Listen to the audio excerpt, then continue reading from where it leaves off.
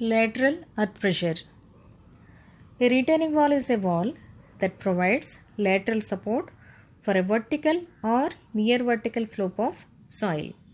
The most common types of retaining walls are gravity retaining walls, semi-gravity retaining walls, cantilever retaining walls, and counterfort retaining walls.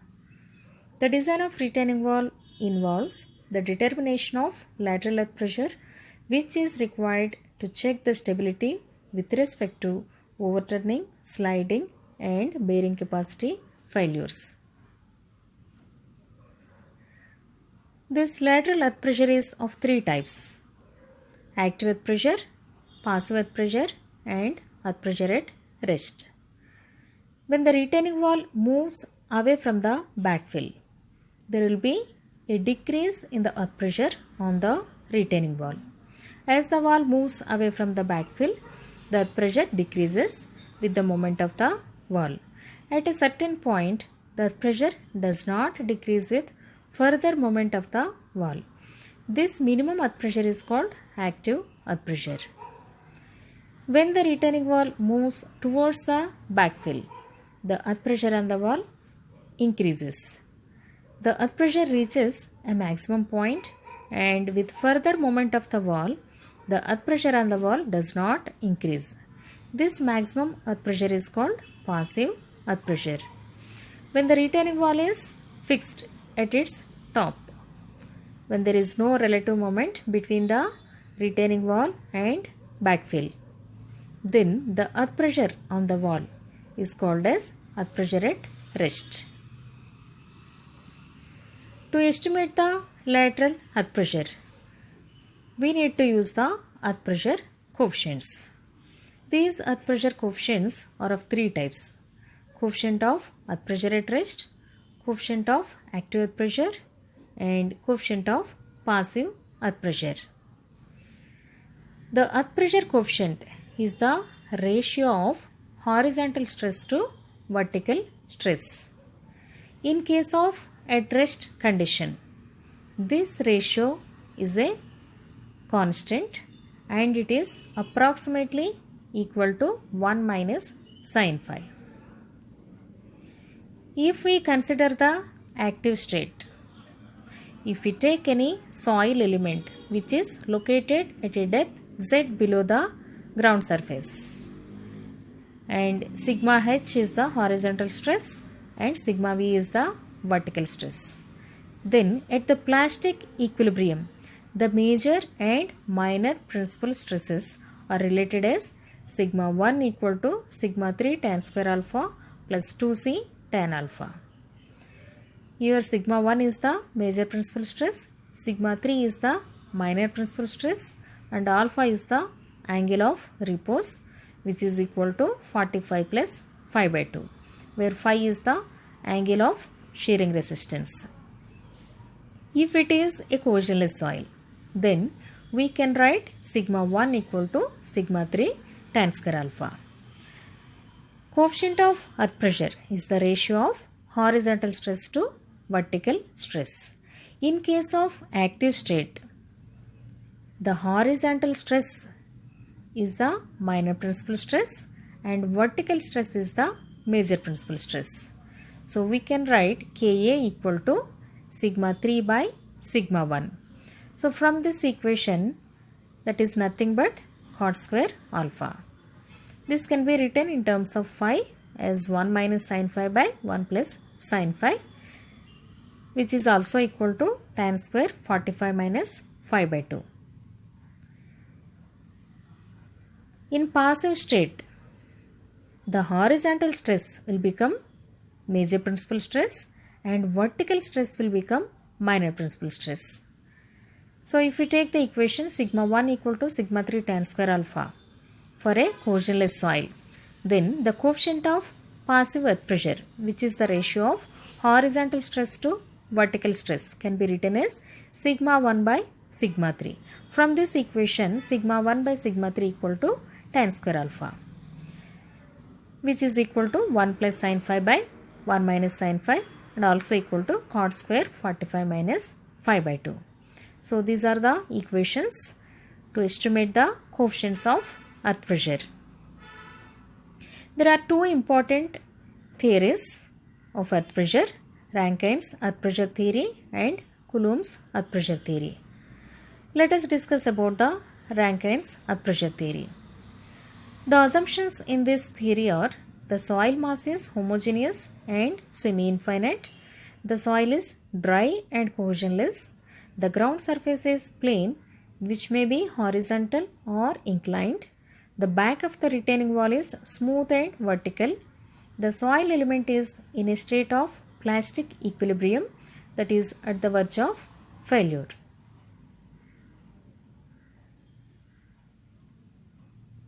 Now let us see the derivations of active earth pressure and passive earth pressure of a cohesionless soil.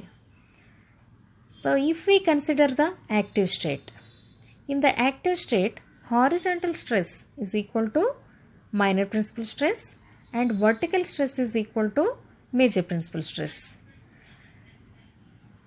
And in case of cohesionless soil, we can write major principal stress equal to sigma 3 tan square alpha.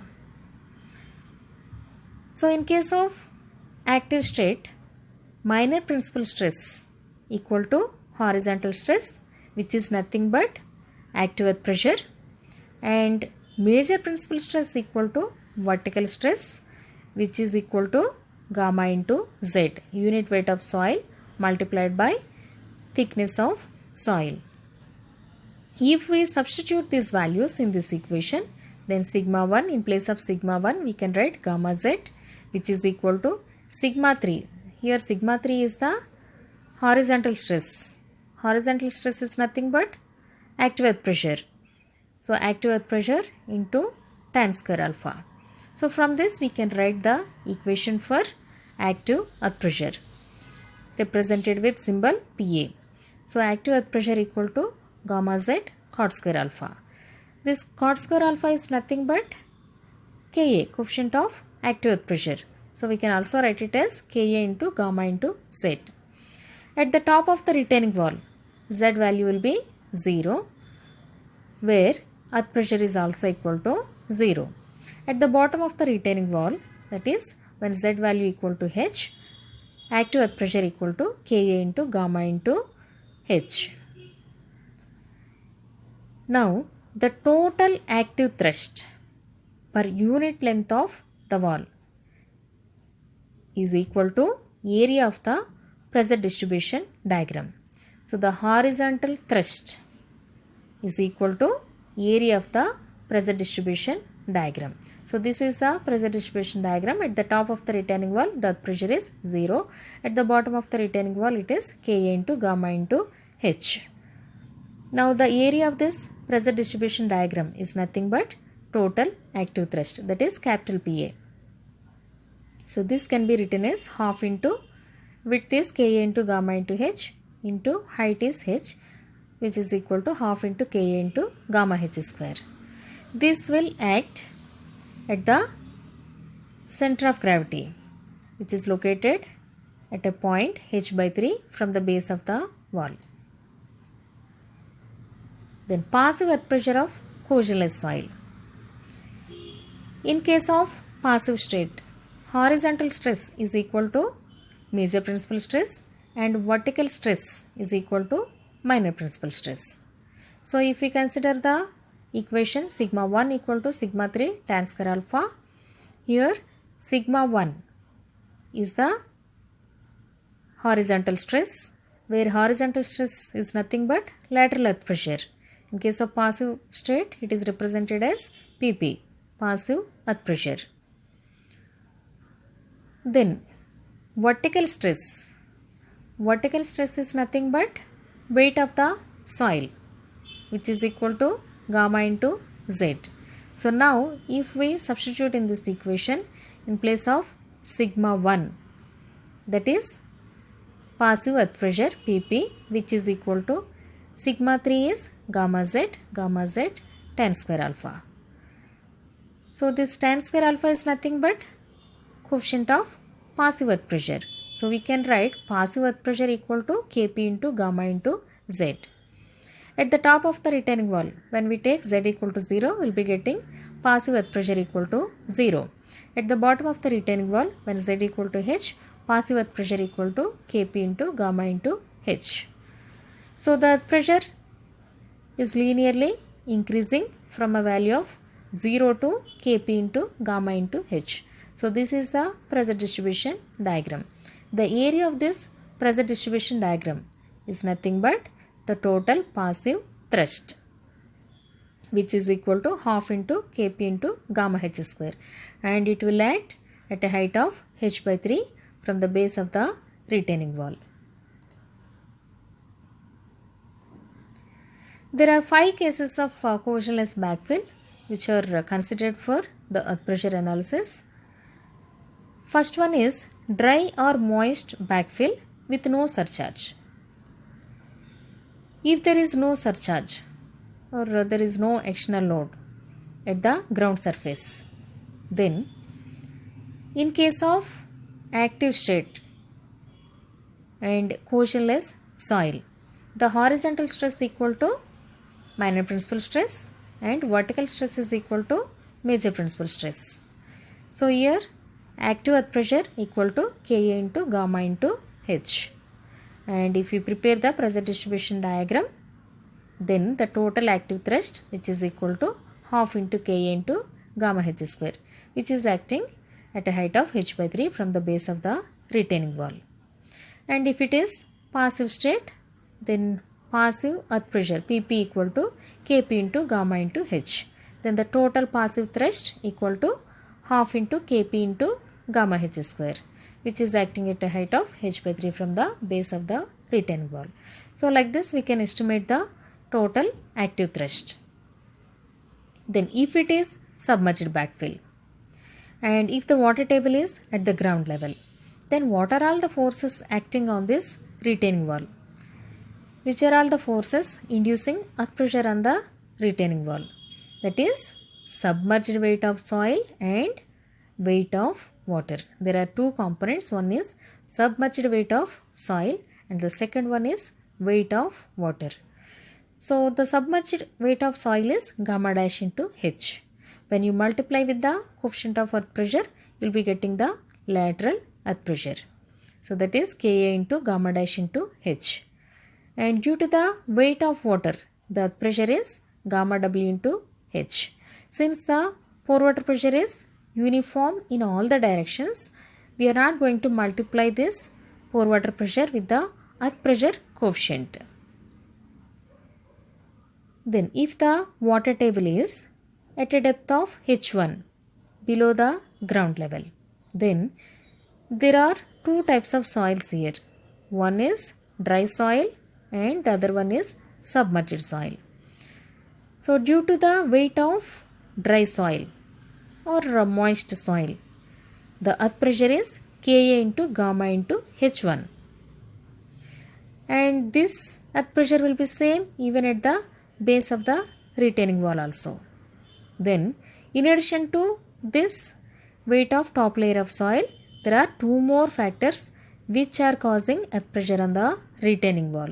Those are submerged weight of second layer of soil and weight of water. So due to submerged weight of soil, that is gamma dash into H2, the earth pressure is Ka into gamma dash into H2. That will increase linearly with depth, and due to the weight of water, the earth pressure is gamma W into H2. So now to find the total active thrust or total passive thrust, we have to find the area of pressure distribution diagram. So for this, since it is irregular in shape, we have to divide this irregular shape into some regular shapes. So here it can be divided into 3 triangles and 1 rectangle, and then we can find the area of each regular shape.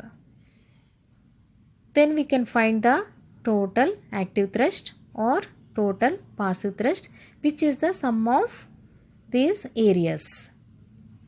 Also we should find the location of the total active thrust or total passive thrust with respect to the base.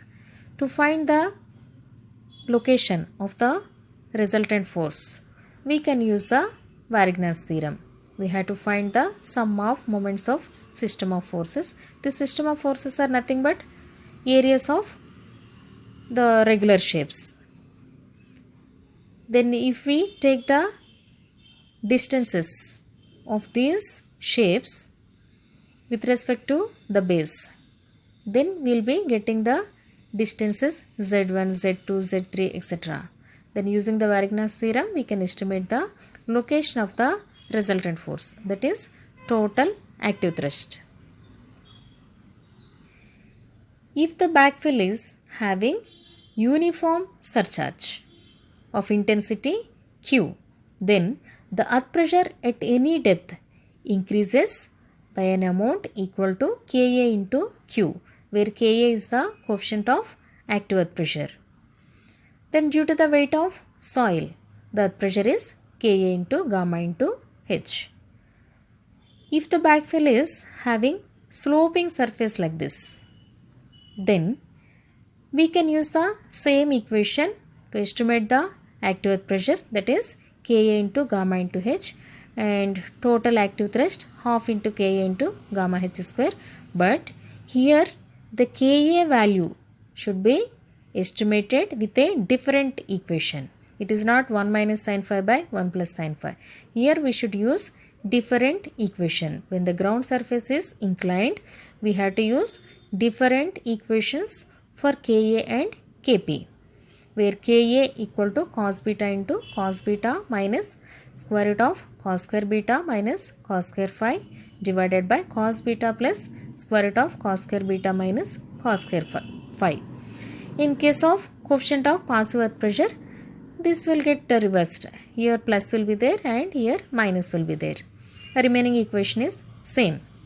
And here in this case, the earth pressure at any depth is inclined at an angle beta with horizontal. If the surcharge angle is beta, then the earth pressure at any depth is inclined at an angle beta with horizontal.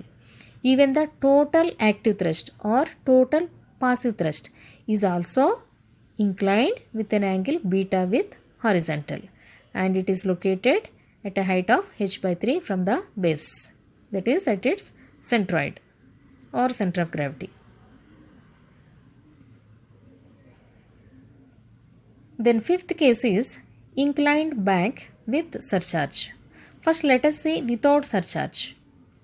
If the ground surface is horizontal and if the back of the retaining wall is inclined with an angle theta with vertical, then here in this case, to estimate the active or passive earth pressure, we have to draw one vertical from the base of the retaining wall, and we have to assume this is the imaginary back of the retaining wall. So then using the normal equation, we can estimate the total active thrust, which is equal to half into Ka into gamma H square. So due to this soil on the right side of this line BC, the earth pressure is half into Ka into gamma H square. Now we have to find the weight of this wedge portion of soil ABC, which is W. The weight is always acting vertically downwards.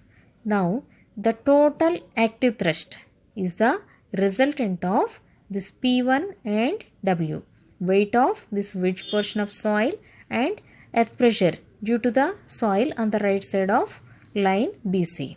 So the resultant of P1 and W will give you the total active thrust, that is PA. We can also find its inclination by taking the equation tan inverse W by P1, and this will act at a height of h by 3 from the base. Now let us consider the ground surface is also inclined with an angle of beta with horizontal. So even here in this case, we have to draw one vertical from the base of the retaining wall, and then we have to assume it is the back of the retaining wall. Then we have to find the earth pressure or active thrust using the normal equation half into Ka into gamma h square, which is P1. The earth pressure due to this portion of soil, that is on the right side of line BC. But while finding this P1 using the equation half into Ka into gamma h square, Ka equation is different. Okay, here when the ground surface is horizontal, Ka equal to 1 minus sin phi by 1 plus sin phi. But here in this case, when the ground surface is inclined, we have to use the other equation which we discussed previously, where Ka equal to cos beta into cos beta minus square root of cos square beta minus cos square pi divided by cos beta plus square root of cos square beta minus cos square phi. Whenever the ground surface is inclined, we have to take separate equations for Ka and Kp. So here, while estimating this P1, we have to use the other equation of Ka. Then we have to find the weight of this wedge portion of soil, that is W, and when we take the resultant of P1 and W, we can find the total active thrust Pa.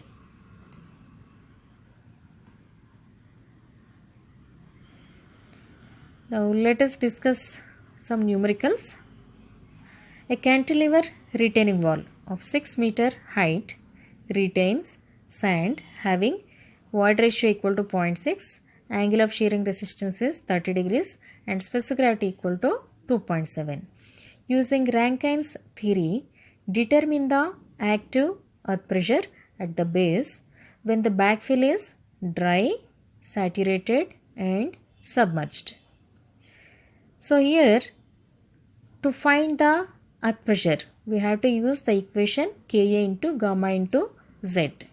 To find the active earth pressure, we have to use the equation Pa equal to Ka into gamma into Z. But the soil is in different states, dry, saturated and submerged. In each case, we need to use the appropriate value of gamma, that is unit weight. In case of dry backfill, we have to use dry unit weight, and in case of saturated backfill, we have to take saturated unit weight. And in case of submerged backfill, we have to use submerged unit weight of soil, and then we should consider the pressure due to weight of water. So to find the dry unit weight and submerged unit weight, we can use the equations gamma D equal to G gamma W by 1 plus C and gamma submerged equal to G minus 1 by 1 plus C into gamma W. So here, in the first case, the soil is assumed as dry. So we have to use the dry unit weight. So dry unit weight is estimated as 16.55 and Ka value, quotient of active earth pressure, which is equal to 1 minus sin phi by 1 plus sin phi is 0.33. So if we take these values, we will be getting the earth pressure at the base of the retaining wall as 33.1 kilonewton per meter square. Then in the second case, when the soil is saturated, we should take the saturated unit weight, which is estimated as 20.23, and Ka value will remain same, and H is the height of the retaining wall, that is 6 meter. So the value will be 40.46 kilonewton per meter square. Then in the third case, the soil is submerged. When the soil is submerged, we have to consider both submerged weight of soil as well as weight of water. This weight of water we should not multiply with the coefficient of earth pressure because it is uniform in all the directions. So here we have to take Ka into gamma dash. This is gamma dash into H plus gamma W into H. So that will be 79.7 kilonewton per meter square. Another example, a retaining wall of 10 meter height retains a non-corrosive backfill. the void ratio and angle of internal friction of the backfill respectively are 0.7 and 30 degrees in the loose state, and they are 0.4 and 40 degrees in the dense state.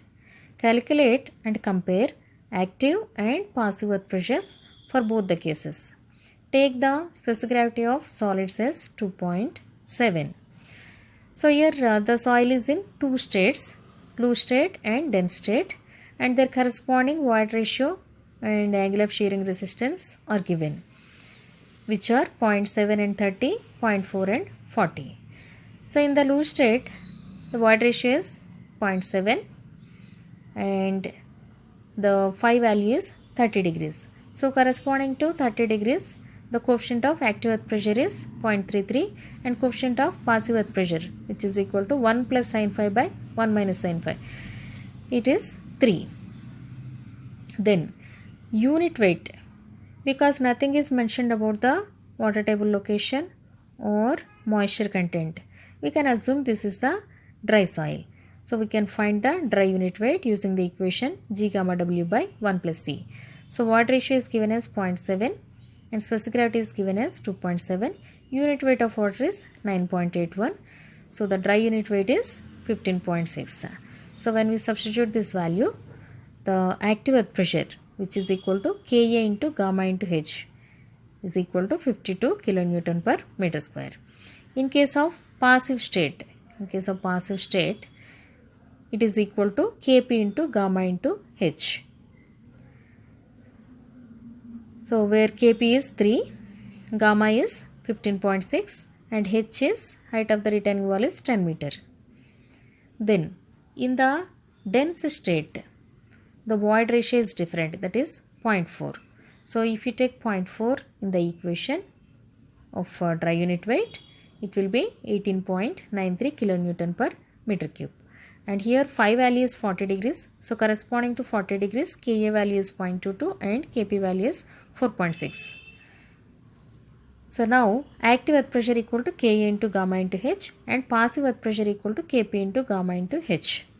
So after finding this active and passive earth pressures related to loose state and dense state, then because it is asked to compare these earth pressures, we have to take the ratios of these pressures with respect to loose state and dense state.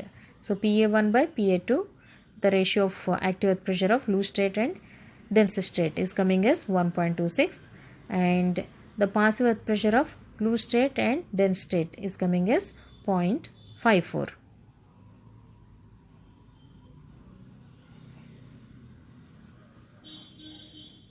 Next example, a retaining wall of height 6.6 meter retains cohesionless soil whose properties are phi equal to 25 degrees, G equal to 2.6 and E equal to 0.6.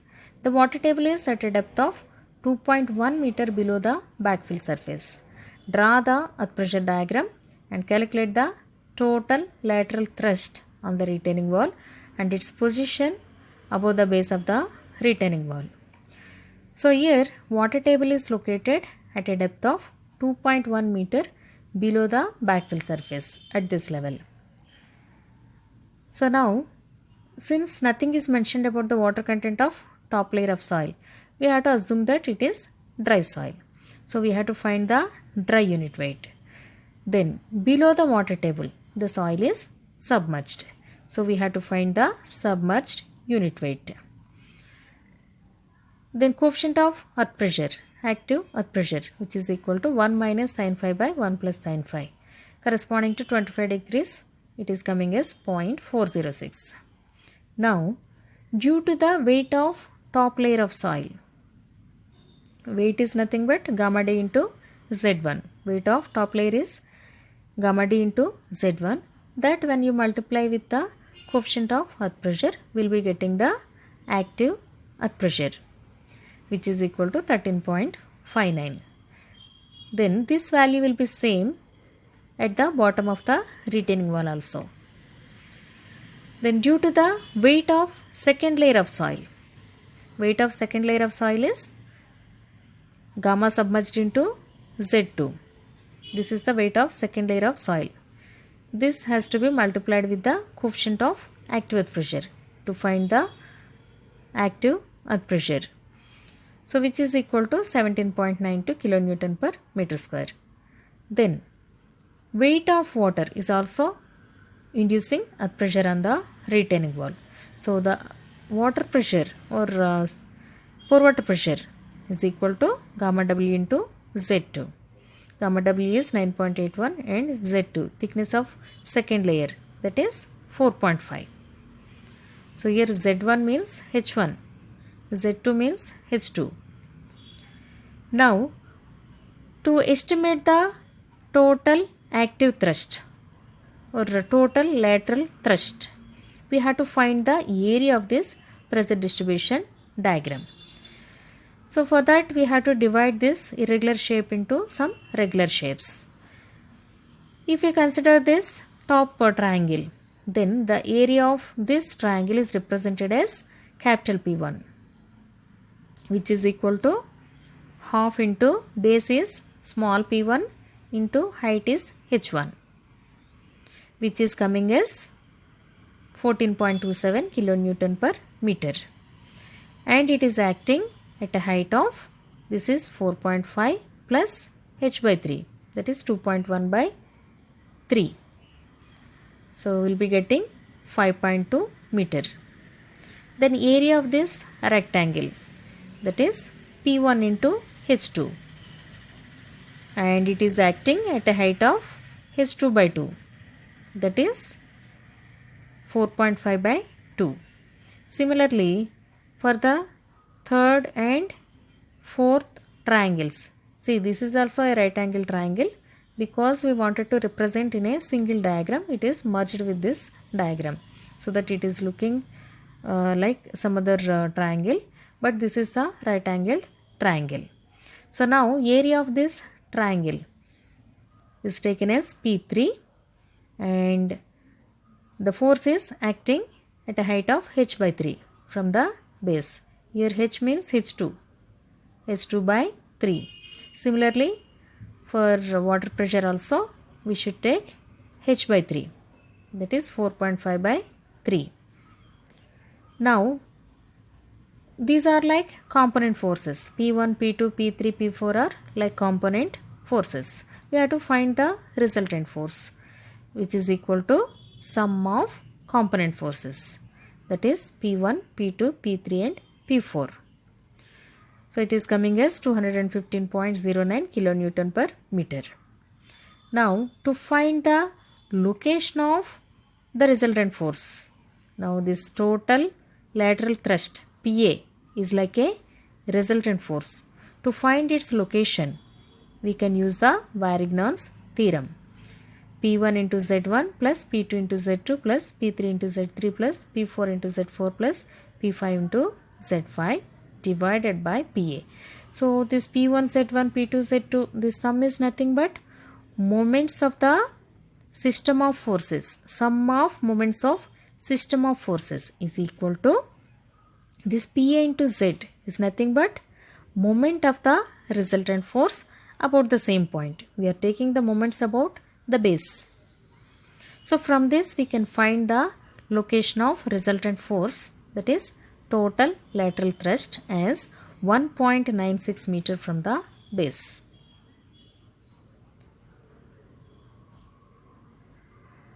Another example, a retaining wall of 9 meter height has cohesionless soil as backfill with horizontal surface. The soil has G equal to 2.65, E equal to 0.65, phi equal to 30 degrees. Water table is at a depth of 3 meter. Uniform surcharge on the backfill is 15 kilonewton per meter square. Draw the active earth pressure diagram and calculate the total horizontal thrust on the wall and its point of action. So here we have to find the dry unit weight and submerged unit weight. Below the water table we have to use submerged unit weight, and above the water table we should use dry unit weight. Then we should also find the coefficient of active earth pressure which is equal to 1 minus sin phi by 1 plus sin phi. So here, in addition to the weight of soil and weight of water, there is a surcharge of uniform intensity. So due to the uniform surcharge, the earth pressure at any depth increases with a value Ka into Q. So if we take this Ka into Q, it is coming as 5 kilonewton per meter square, which is uniform throughout the depth of the retaining wall. And due to the weight of top layer of soil, the earth pressure is Ka into gamma d into H1. And due to the submerged weight of second layer of soil, the earth pressure is Ka into gamma submerged into H2. And due to the weight of water, the earth pressure is gamma W into H2. So after finding the earth pressures at different depths, we had to prepare this pressure distribution diagram. Now we have to find the area of this pressure distribution diagram to estimate the total horizontal thrust. So for this, we have to divide this area into some regular shapes, and then we have to assume this area of each component as one component force which is acting at its centroid. So now, due to this rectangle, the area is P1 into H, and it is acting at its centroid. Centroid will be at the center of the rectangle. Then, for this top triangle, the area is taken as P2, and it is acting at a height of, this is 6 meter plus H by 3, that is 3 by 3, which is coming as 7 meter. Then due to this another rectangle, the area is taken as P3 and its location is taken as Z3. Similarly, for the other two triangles, the areas are taken as P4 and P5, and their locations of those forces are taken as Z4 and Z5. Now these 5 forces are like component forces, and the total active thrust is like a resultant force, which is the sum of these component forces. Then, using the Varignon's theorem, by finding the moments of all these forces about the base, we can find the location of this total horizontal thrust, which is equal to sum of moments divided by total active thrust, which is coming as 2.816 meter from the base.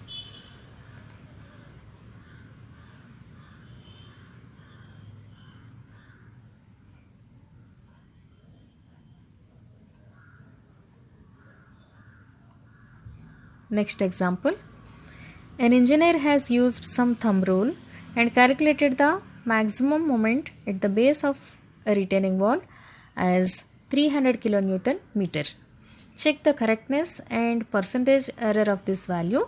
If the retaining wall is 7 meter height, the backfill is having C equal to 0, phi equal to 30 degrees, gamma equal to 17 kilonewton per meter cube. The backfill is saturated up to 1.5 meter above the base of the retaining wall during rainy season. Saturated unit weight is given as 18.81 kilonewton per meter cube. So here the phi value is given as 30 degrees, so that we can estimate the coefficient of active earth pressure, which is equal to 1 by 3 using the equation 1 minus sin phi by 1 plus sin phi. Then gamma value is given as 17 kilonewton per meter cube for the dry soil, and for the saturated soil it is given as 18.81 kilonewton per meter cube. So during the rainy season, the water is getting saturated up to a height of 1.5 meter above the base of the retaining wall.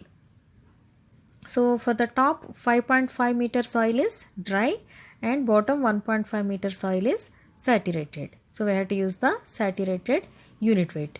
So here nothing is mentioned about the water table.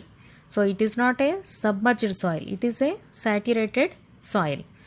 So we should not use the submerged unit weight. So here at the top of the retaining wall, when Z equal to 0, earth pressure is 0 because there is no surcharge at the ground surface, there is no earth pressure. Then at this interface, at a depth of 5.5 meter below the ground surface, the earth pressure is Ka into gamma D into Z. Ka is 1 by 3, gamma D, that is dry unit weight, is 17, and Z value is 5.5, which is coming as 31.17 kilonewton per meter square.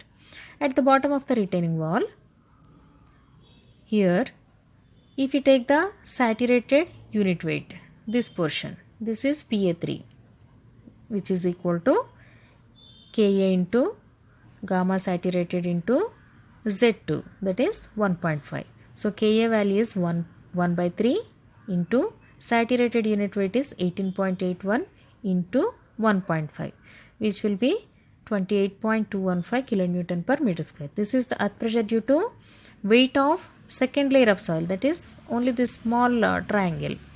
So here whatever the earth pressure is there due to top layer of soil, that will be same at the bottom of the retaining wall also. In addition to this, the weight of second layer of soil will be coming. Then after preparing the pressure distribution diagram, we have to find the area of this pressure distribution diagram to estimate the total active thrust. So assume it is Pa, and we should also find its location, that is Z. So knowing the total active thrust and its location, we can find the moment of this total active thrust about the base, which is coming as 327.97 kilonewton meter. But here in the problem, the engineer has already estimated using the thumb rule. The value of moment about the base is already estimated as 300 kilonewton meter. So now we have to check the correctness of this value. For that, we should take the difference, that is engineer has found it as 300 minus original value is 327.97 divided by original value. You will be getting the error as minus 8.53%.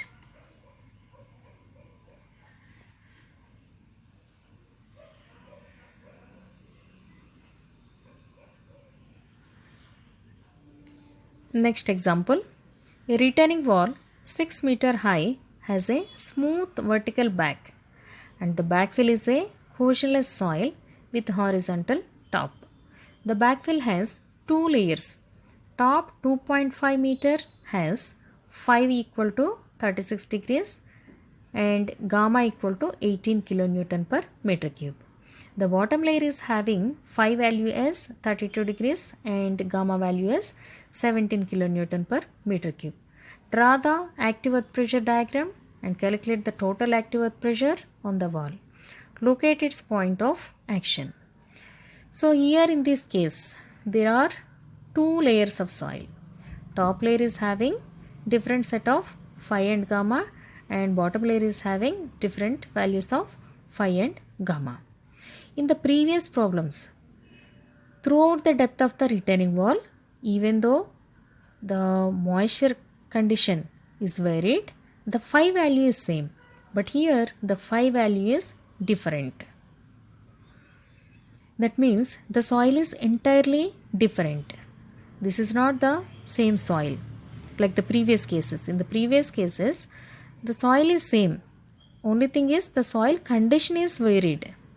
Like at one location it is dry, another location it is submerged, another location it is saturated, like that. But here the soil itself is different. So why it is different? Because the shear strength parameter, it is phi value is different.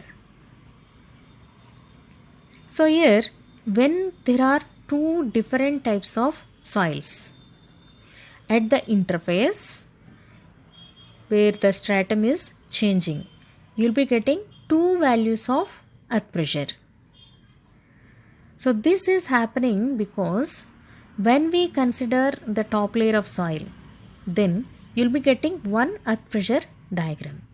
When we consider only the second layer of soil, then the weight of first layer of soil will be like surcharge to the second layer. So that is the reason you'll be getting two values of earth pressure at the interface.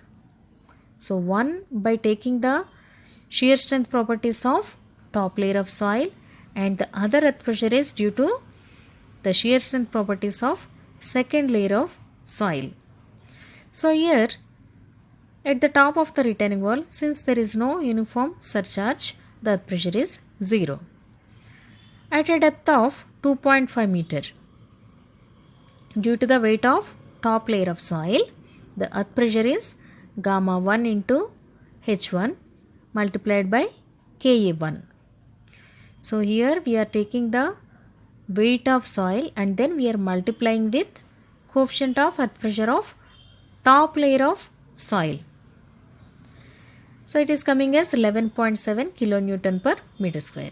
So the earth pressure in the top layer, it is varying from 0 to 11.7. It is uniformly increased from 0 to 11.7. Then if we assume this weight of top layer of soil is surcharge to the second layer of soil, then we have to multiply the surcharge with the coefficient of earth pressure to get the earth pressure. So gamma 1 into H1 is the weight of top layer of soil, that is like surcharge to the second layer. When you take it as surcharge, then you have to multiply with the coefficient of earth pressure of the second layer of soil, that is Ka2. So we'll be getting 13.815 kilonewton per meter square. So there is an increase, sudden increase in the earth pressure due to the properties of second layer of soil, that is represented like a bench. So wherever there is stratum change at the interface, you'll be getting two values of earth pressure like this. Either this bench will be projecting outwards or it will be inwards, but you will be getting a step wherever there is stratum change, wherever there are changes in the shear strength parameters, that is C and phi. Then at the bottom of the retaining wall, the earth pressure is weight of this second layer of soil multiplied by coefficient of earth pressure of second layer of soil. So for both the layers, first we have to find the coefficients of earth pressures, that is Ka1 and Ka2. Then at the interface, you have to multiply the weight of top layer of soil once with the coefficient of top layer of soil and once with the coefficient of second layer of soil, so that you will be getting two values of earth pressure at the interface. Then we can plot the pressure distribution diagram like this. So now we have to find the area of this pressure distribution diagram, for which we have to divide this regular shape into some regular shapes. So if we divide this into two triangles and one rectangle, we will be getting the areas as P1, P2 and P3. Sum of these forces is nothing but total active thrust, and then we have to find its location using the Varignon's theorem, which is coming as 1.95 meter from the base.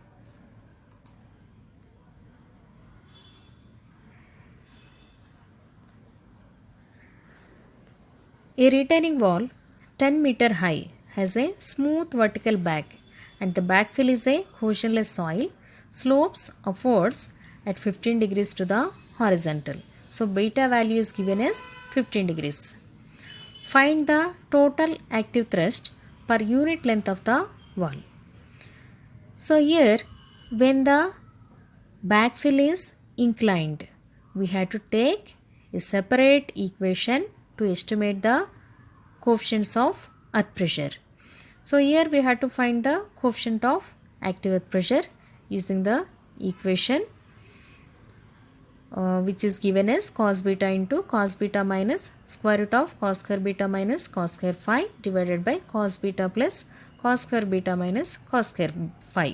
So here beta value is the surcharge angle, that is 15 degrees, and phi is the angle of shearing resistance, that here it is not given. You can take it as 30 degrees.